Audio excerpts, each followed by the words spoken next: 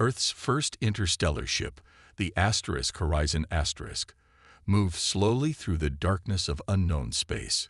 Captain Lee Jun stood on the bridge, his eyes fixed on the main screen. After 3 years of travel, they had finally reached their destination, a star system that showed signs of artificial signals. "Scan complete, Captain," said Officer Kang. "We're picking up massive energy readings. There are ships ahead, hundreds of them." Lee Jun's heart raced. Humanity had dreamed of this moment for centuries. "Send the greeting message on all frequencies," he ordered. Before they could act, the space around them lit up. 2 groups of ships faced each other in the distance. Energy weapons fired, creating brilliant flashes against the black of space.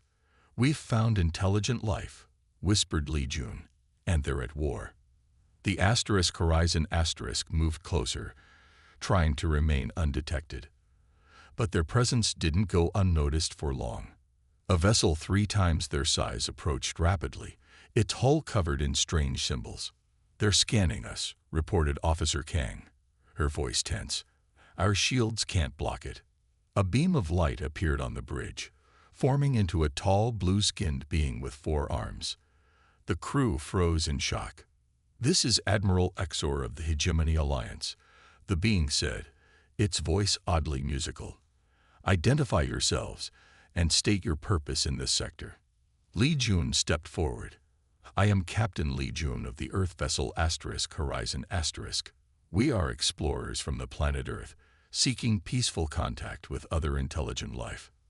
Admiral Exor circled Lee Jun, studying him with 6 golden eyes. "Earth? Never heard of it. Your vessel's technology is primitive, barely worth our notice." The hologram vanished, leaving the crew in stunned silence. "They dismissed us," said Officer Kang. "Like we're nothing." Lee Jun shook his head. "They're fighting a war. They can't see past their own concerns."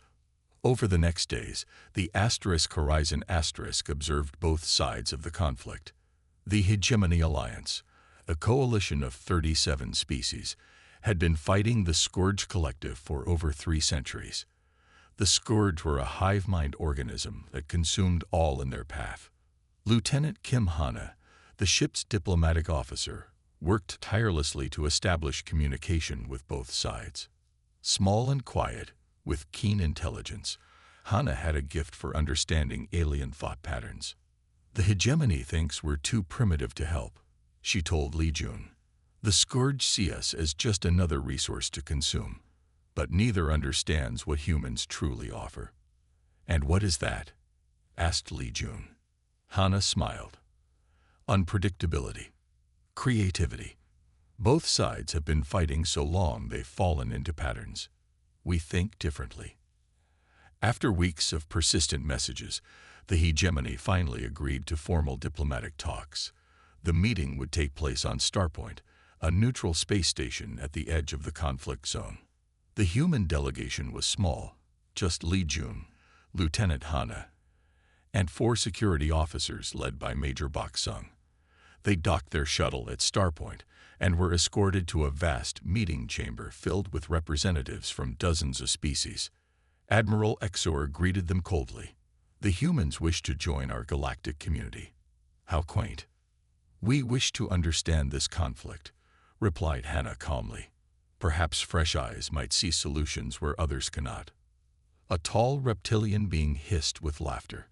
"Your species hasn't even mastered faster-than-light travel properly. What could you possibly offer?" As discussions continued, Major Bok noticed something odd. Several of the station staff moved with strange, jerky motions. He whispered to his team to stay alert. Lieutenant Hana was mid-sentence when the lights suddenly went out. In the darkness, screams erupted as energy weapons fired. "Scourge attack," shouted Admiral Ktor. "They've infiltrated the station." Major Bok and his team acted instantly. Though they had never faced alien combat before, they had prepared for this possibility. Using the station's layout they had memorized, they guided the diplomats through the darkness. "Stay low," ordered Bok. "Follow my voice." The Hegemony guards were in disarray, surprised by the attack pattern. The attackers used a phase shift technology that let them appear and disappear, making them nearly impossible to hit. Major Bach noticed a pattern in the shifts. 3 seconds visible, 2 seconds gone, always moving in the same direction when they reappeared. On my mark, he told his team. Fire 3 meters to the left of any attacker, exactly 2 seconds after they vanish. The tactic worked perfectly. When the scourged soldiers shifted back into normal space, they materialized directly into the humans' weapons fire. Meanwhile, Lieutenant Hanna guided the diplomatic team to the emergency shuttles. Captain Lee Jun helped injured aliens aboard, showing no preference for species or rank. Within 20 minutes, all diplomats were safely evacuated, not a single casualty among them, though several of Bach's security teams suffered wounds. On the main hegemony vessel, Admiral Exor watched recordings of the human response with growing interest. How did they anticipate our phase shift maneuver? Demanded a captured Scourge commander during interrogation. No species has countered it before. They didn't know it was coming, replied Exor thoughtfully. They observed, adapted, and overcame in minutes. Perhaps these humans possess something valuable after all.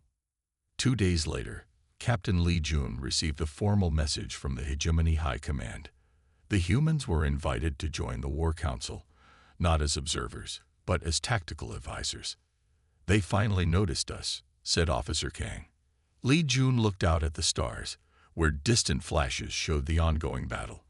Be careful what you wish for, he said quietly. They've noticed us, yes, but now both sides will be watching very closely. Lieutenant Hanna joined him at the viewport. This is just the beginning, Captain. Humanity has entered the battle, and I suspect the galaxy will never be the same. The hegemony battleship Eternal Dawn shook as Scourge weapons fire hit its shields. General Park Ta stood calmly at the command center, watching the battle unfold on the main display.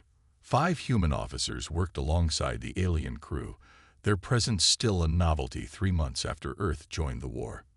The Scourge fleet has us surrounded, General, reported the hegemony tactical officer, her 4 eyes blinking rapidly. Standard protocol suggests immediate retreat. Park Ta studied the display, then pointed to a gap in the enemy formation. We don't retreat. We attack there. The alien officers exchanged worried glances. That position is heavily defended, protested the tactical officer. It's a trap. It's meant to look like a trap, Park Ta explained. The Scourge expect us to avoid it. They've been fighting you for centuries. They know how you think. Admiral Exor entered the command center. His blue skin darkened with stress. 3 months working with humans had changed him. He now listened when they spoke. Proceed with General Park's plan, he ordered. The Eternal Dawn charged directly toward the apparent trap. The Scourge ships, expecting the hegemony to follow their usual evasive maneuvers, were caught unprepared. The battle ended in a decisive hegemony victory. Later, in the ship's meeting room, Admiral Exor addressed his officers and human advisors. 3 victories in 2 weeks, he said, all using tactics that violate our military doctrines. General Park Ta stood. Humans have fought each other for thousands of years. We've learned to think beyond patterns. Where you see only danger, we see opportunity. The Admiral nodded slowly. The Hegemony Council wishes to expand human involvement. We're assigning human tactical teams to all major battle groups. In the vast archives beneath the Hegemony capital world, researcher Ba Jin carefully examined ancient texts.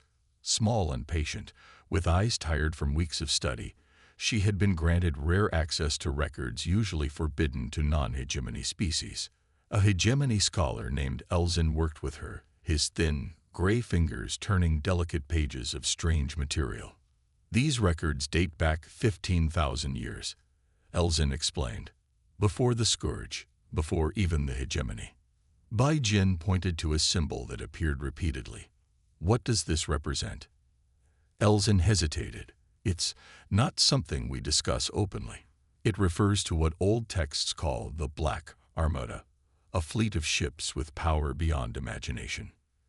Tell me more, she urged. The stories say the Armada was created by an ancient race who foresaw great danger. They hid their fleet away, to be awakened in times of need. Elzen's voice dropped to a whisper. Some believe it still exists, waiting, but no one knows where. Bai Jin carefully photographed the texts with her datapad. Have you tried to find it? Many have tried. None succeeded. Elzen looked around nervously. Some say the fleet is merely legend. Others believe seeking it brings doom. The hegemony officially forbids such research. Yet you keep these records. Knowledge should be preserved, even dangerous knowledge. Later that night, Bai Jin transmitted her findings to Earth. The transmission was intercepted by Scourge listening posts. On the Scourge command vessel, the Hive Director absorbed the information. Unlike other Scourge, who operated as extensions of the collective mind, the Director maintained individuality to better understand enemy thinking. The humans search for the Black Armada. It communicated to its subordinates. This cannot be permitted. The collective mind pulsed with new purpose. Resources shifted. Battle plans change. A new priority emerged. Eliminate the human threat before they could uncover the Armada's location. 6 Earth months after first contact, human tactical advisors served on over 50 hegemony vessels. 3 key battles had been won using human strategies, pushing Scourge forces back for the first time in decades. Then the attacks on human outposts began. Small at first, research stations, mining operations in distant systems. Earth received urgent messages from the hegemony. A massive Scourge fleet had changed course, and now headed directly for the solar system. On Earth, global defense forces mobilized. The planet's defenses seemed pitiful compared to what they had seen among the warring alien powers. A few dozen orbital platforms, a handful of military spacecraft barely capable of reaching Mars. We need to evacuate government leaders, insisted Defense Minister Cho. Our defenses cannot withstand what's coming. Commander Moon Su disagreed. We fight with what we have. The hegemony fleet is coming to help, but they won't arrive in time. We must hold out for 3 days. The Scourge fleet arrived faster than expected. Over 200 vessels, more than had been used in any single battle of the war. They moved into attack formation around Earth. All platforms prepare to engage, ordered Commander Moon from the main defense station. Use everything we have. The first Scourge weapons fire struck Earth's outer defensive line. Everyone expected immediate destruction. Instead, something extraordinary happened. The seemingly basic orbital platforms began to transform. Hidden panels opened, revealing advanced weapon systems unlike anything humans had built. The platforms reorganized, connecting through energy fields into a defensive network. Powerful beams cut through Scourge vessels. Shields stronger than any human technology deflected enemy attacks. Automated defense systems tracked and eliminated threats with impossible precision. In the command center, operators stared in shock. Where did these weapons come from? Whispered an officer. This isn't our technology. The battle lasted less than 2 hours. When it ended, nearly half the Scourge fleet lay destroyed. The remainder retreated in disarray, something they had never done before. Commander Moon stood at the viewport of the defense station, watching the wreckage of Scourge ships drifting in Earth orbit. Beside him, Admiral Xor had arrived with the hegemony relief fleet, too late for the battle. Your primitive defenses destroyed 98 Scourge vessels, Xor said, his voice filled with disbelief. How is this possible? Moon Su shook his head. We don't know. These platforms were built over the past 50 years. We thought they were our design, but clearly, he gestured to the destruction outside. Someone prepared for your arrival on the galactic stage, Xor said quietly. Someone who knew the Scourge would come for you. Later, in a secure meeting with Earth leaders, researcher Ba Jin presented her findings. The symbols on our defense platforms match those in the ancient texts, she explained, showing comparative images. The same markings that referenced the Black Armada. Captain Kang turned to his communications officer. Signal the fleet to follow exactly in our wake. The ships entered the dark cloud. Strange forces pulled at them immediately. Gravity shifted and changed direction without warning. The fleet's engines struggled against invisible currents. "These are not natural phenomena," reported the science officer. "These are defenses, gravitational traps designed to pull ships apart." On the view screen, one of the hegemony vessels began to drift off course, caught in a powerful gravity well. "They're deviating from our path," Choi warned. Before Captain Kang could respond, the hegemony ship broke into pieces, crushed by invisible forces. "Stay on course," he ordered grimly. "The chart shows safe passage, but we must follow exactly." For 3 days, they navigated the cloud. Another hegemony ship was lost when it triggered what appeared to be ancient quantum mines, weapons that existed in multiple dimensions at once. On the 4th day, they emerged from the cloud into a strange region of space. Stars looked different here, light bent in unusual ways. "Where are we?"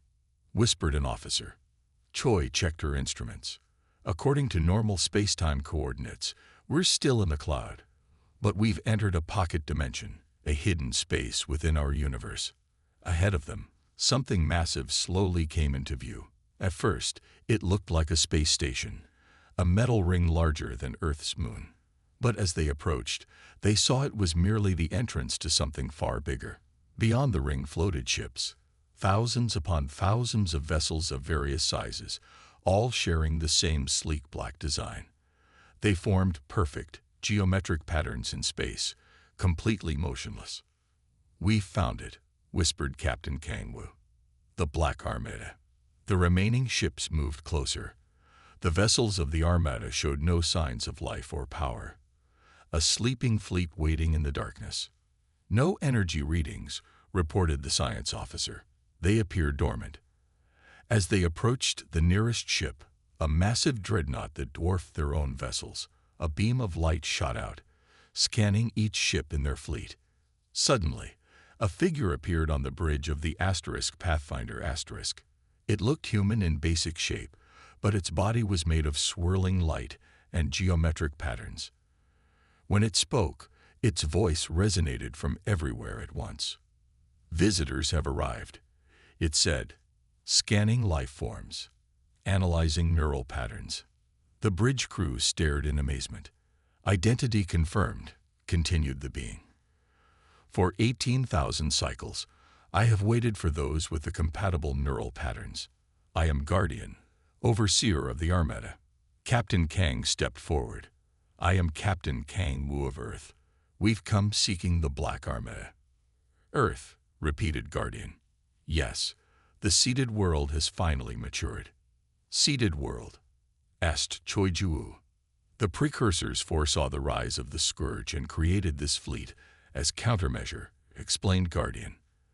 "They knew they would not survive to use it themselves, so they seeded promising worlds with their genetic material, hoping compatible species would evolve.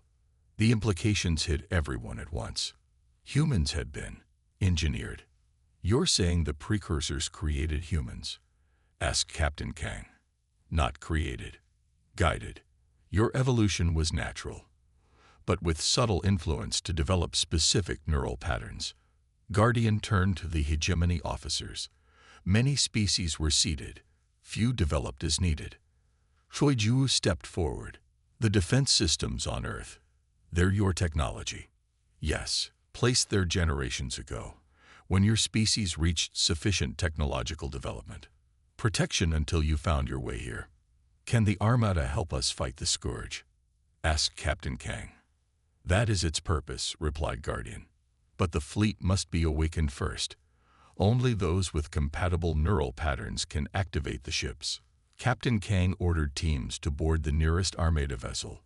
Human and hegemony crew members traveled together in shuttles to the massive black dreadnought. Inside, they found corridors and chambers that seemed to shift and change as they walked. The ship's interior adapted to them, creating pathways where none existed before. They reached what appeared to be the bridge, a circular room with empty stations arranged in a pattern around a central point. "How do we activate it?" asked Lieutenant Pak Min. Guardian's voice came from all around them. Place your hands on the control surfaces. The human crew members did as instructed. When their hands touched the black surfaces, light spread from their fingertips. The ship around them hummed to life. Displays appeared in the air, showing ship systems activating. The hegemony officers tried the same, but nothing happened when they touched the controls. "The fleet recognizes your kind," explained Guardian, appearing beside them. "The builders designed it to awaken only for those who think as they did. Your neural patterns match their own. Creative, adaptable, unpredictable." Throughout the dormant fleet, lights began to appear as more human crews boarded ships. Ancient engines that had slept for 18,000 years began to power up. On the Pathfinder *, alarms suddenly blared. "Captain," called the sensor officer. "Multiple ships approaching. They've found us." Captain Kang rushed to the display. "How?" "This place is hidden from normal space. They followed your passage through the defenses," Guardian explained. "The Scourge are persistent. They'd been searching for the Armada as long as the hegemony has." "How many ships?" demanded Captain Kang. "At least 30 Scourge battleships," reported the officer. "They'll reach our position in 20 minutes. Choi Jiwoo looked at Guardian. "Are any of the Armada ships ready for battle?" 3 have reached minimum operational status, but without trained crews." Captain Kang made his decision. "Transfer all human personnel to Armada vessels. The Pathfinder * will coordinate. Hegemony ships will provide support." As crews scrambled to their new assignments, Captain Kang addressed Guardian privately. "These ships were built to fight the Scourge. Will they be enough?" Guardian's light form flickered. "The Armada was designed to end the Scourge threat permanently, but the knowledge to use its full capability must be earned. For now, you have only basic weapons and defenses. Will that be enough against 30 battleships? We shall see if you are truly the inheritors the precursors sought." As the Scourge fleet emerged from the dark cloud, they faced something they had never encountered before. 3 black Armada vessels, their ancient weapons powered up for the first time in 18 millennia, crewed by humans who barely understood the power at their command. Behind them, thousands more ships waited in the darkness, slowly awakening from their long sleep. The bridge of the Harbinger hummed with power as Admiral Song Hyun studied the tactical display.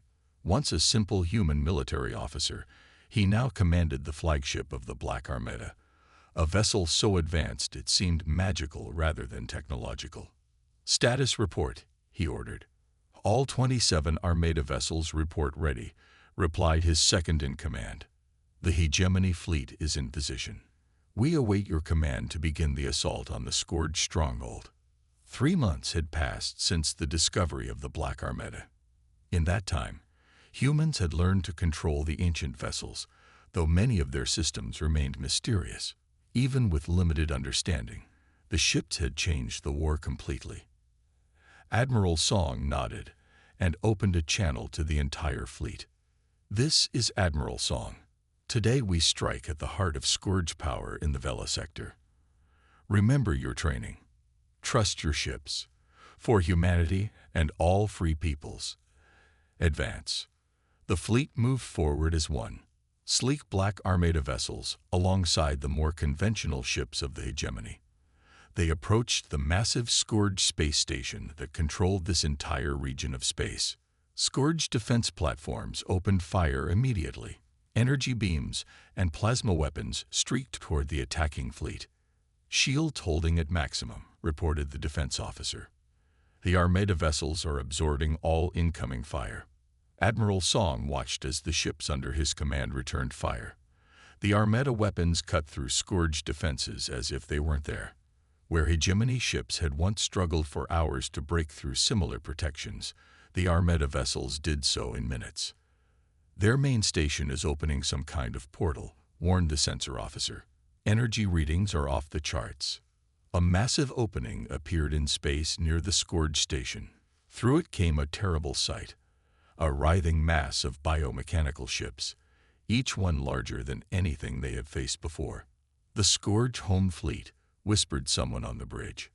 Admiral Song remained calm. Continue the attack as planned.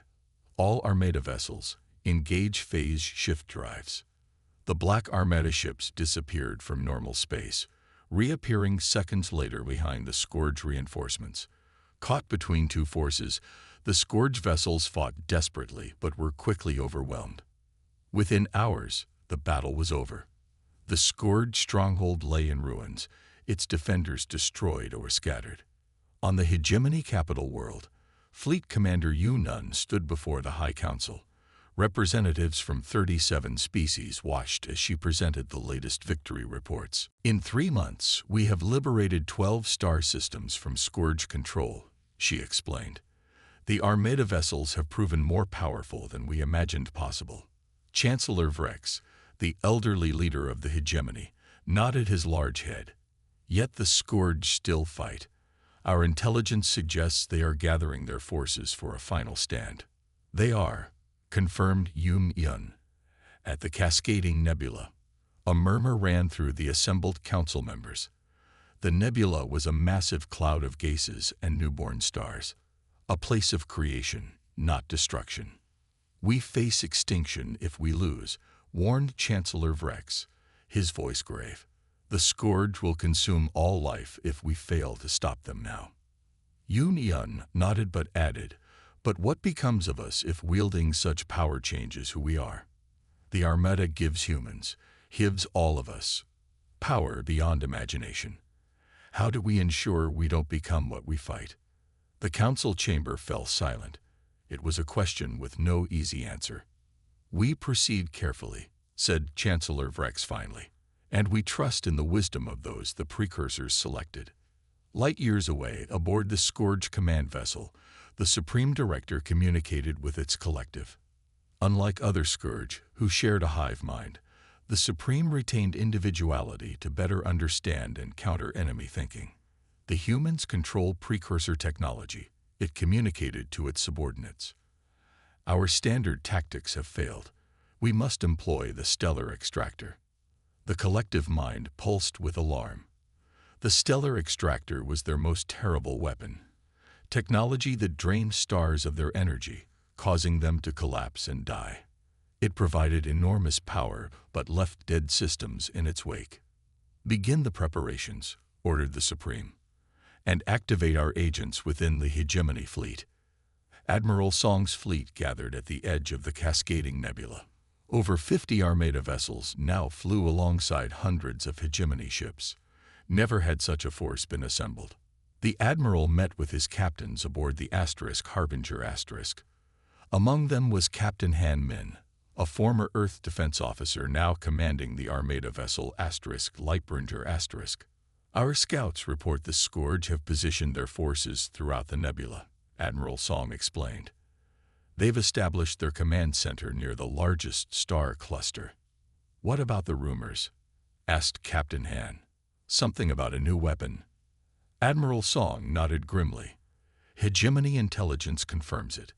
They call it the stellar extractor. It can drain a star's energy in hours, causing it to collapse. The captains exchanged worried glances. The battle plan is complex, continued the Admiral. Each ship has specific targets. Study your assignments carefully. As the meeting ended, Captain Han returned to her ship. The Lightbringer * was smaller than the flagship, but no less powerful. Her crew, a mix of humans and hegemony allies, prepared for what might be the final battle of the war. Status report, she ordered upon reaching the bridge. All systems ready, Captain, replied her first officer. But we've detected unusual communications among the hegemony ships. Unusual how? Encrypted frequencies not on any official channel. It could be nothing, but... Or it could be Scourge infiltrators, finished Han Min. Alert Admiral Song immediately. But the warning came too late. As the fleet entered the nebula, explosions ripped through several hegemony command ships.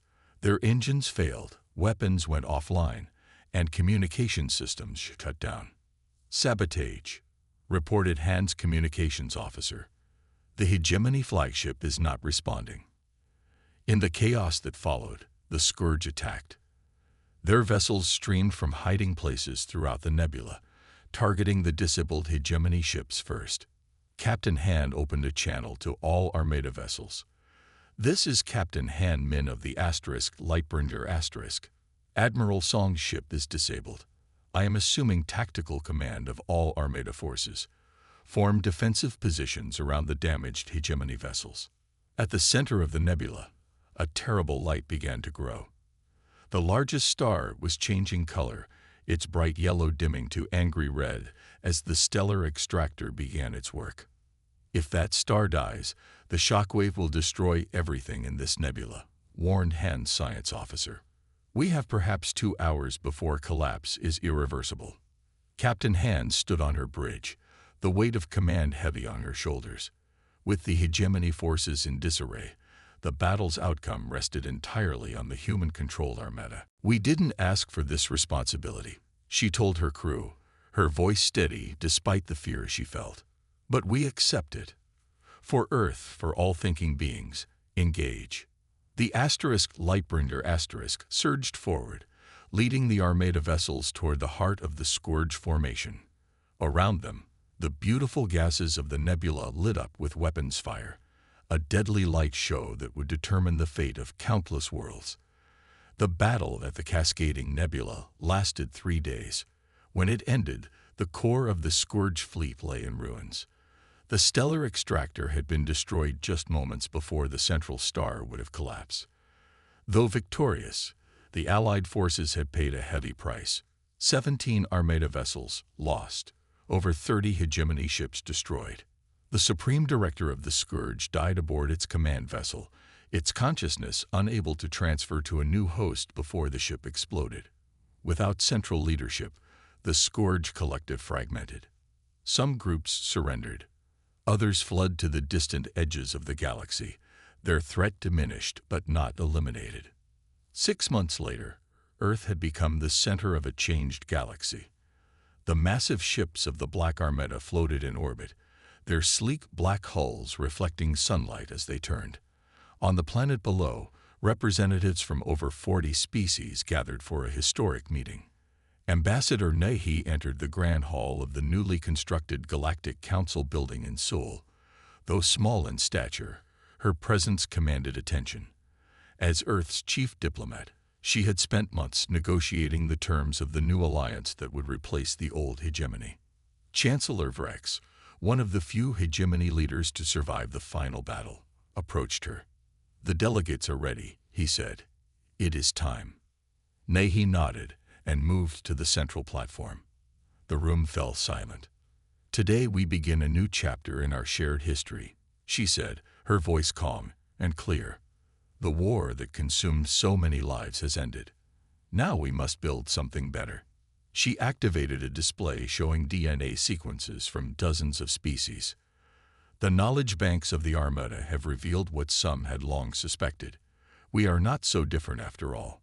All intelligent species in our galaxy share common ancestry. We were all seeded across the stars by the precursors before their disappearance." Murmurs spread through the hall. For species that had fought each other for centuries, this revelation was both shocking and profound. "Today we sign the Charter of the Stellar Concordat," continued Nahi. "Not an empire, not a hegemony, but a true alliance of equals." One by one, representatives came forward to place their marks on the document.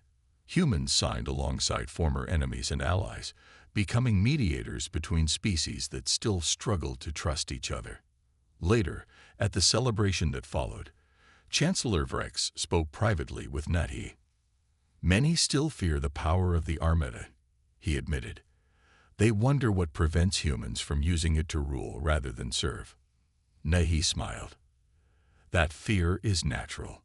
Power always creates fear, but the Armada was not built for conquest. We believe it has a greater purpose." "What purpose?" "We're still discovering that, but we intend to share what we learn, not hoard it." Aboard the Armada flagship Precursor's Legacy Captain Ryu Min walked through corridors that still held mysteries despite months of study. Guardian, the AI overseer of the fleet, accompanied him as a floating orb of light. The ship continues to change, Ryu observed. New rooms appear that weren't there before. The vessels adapt as your understanding grows, explained Guardian. They reveal their secrets gradually. They entered a chamber that had appeared only days ago, a vast spherical room with a three-dimensional star map floating in its center. Scientist Ojong was already there, studying the display. Brilliant and intuitive, she had been first to understand many of the Armada systems. Captain, she greeted him. I've been analyzing these new coordinates. Ryu joined her at the display. What have you found? These aren't tactical positions or military targets, she explained, excitement in her voice.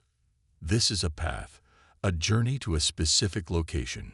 She manipulated the display, and the star map shifted to show a spiral arm of the galaxy far from explored space. There, she pointed to a star system highlighted in pulsing light.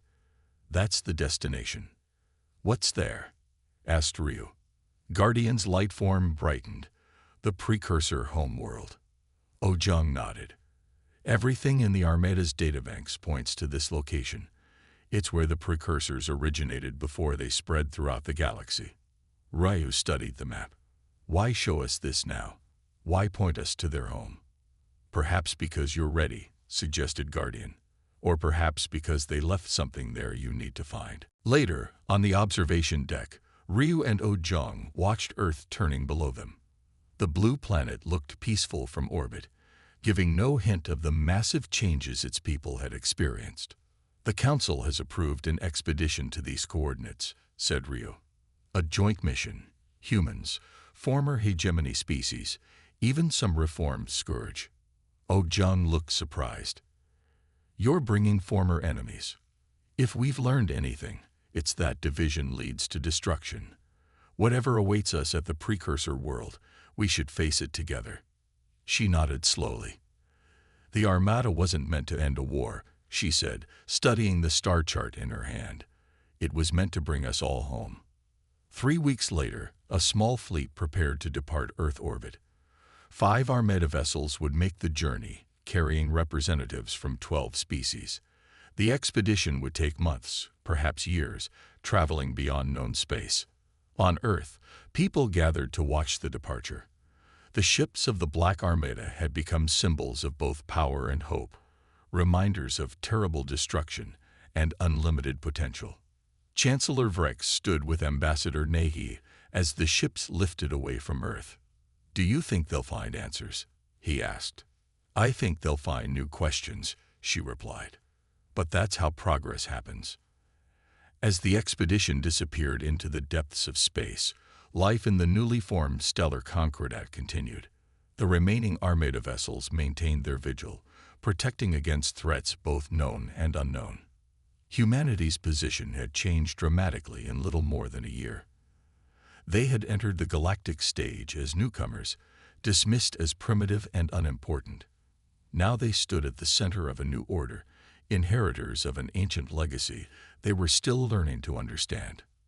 In research centers across Earth, scientists studied Armada technology, sharing their discoveries with all member species of the Concordat. The knowledge brought rapid advances in medicine, energy, and transportation. We must remember our responsibilities, Nahi often said in council meetings. Great power requires great wisdom. Sometimes at night, she looked up at the stars and wondered what Captain Ryu and his crew might be discovering. What secrets awaited them at the end of their journey? What new chapter would begin when they reached the home of those who had set all of this in motion so long ago? Whatever came next, the universe would never be the same. The awakening of the Black Armada had changed everything. And humanity, for better or worse, stood at the heart of that change. The end.